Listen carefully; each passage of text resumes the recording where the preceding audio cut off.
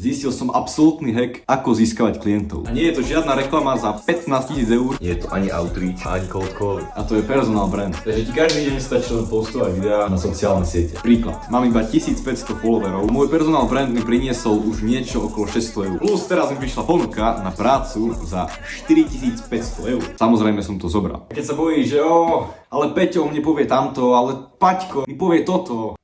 Bože, a čo? Najhoršia vec, čo sa ti môže stať, je, že ti Paťko povie, že si trápny, alebo že si debil, alebo že si kokotko. Vážne ťa to zajíma, že Paťko ti povedal, že si trápny? Keď mne prišiel job za 4,5 litra, myslíš si, že ma zajíma nejaký retard, ktorý sedí na riti a komentuje sračky? Aj keď máš 5 views na videu, vyhral si, pretože Paťko iba sedí na riti a robí toto. Ale ty sa snažíš niečo vybudovať a tým pádom budú ľudia ceniť oveľa viac teba ako Paťka. Najhoršia vec, čo sa stane, je, že prestaneš a budeš žiť takisto, ako si žil doteraz. Dnes som vyšiel z električky a nejaký týpek ma zastavil, že cením tvoj content. Keď budeš točiť na sociálne siete, všetko bude lepšie. Je normálne, že tam budeš mať hejterov, ale je aj normálne to, že tam budú aj ľudia, ktorí si ťa reálne vážia a ktorým môžeš zmeniť život tvojim contentom.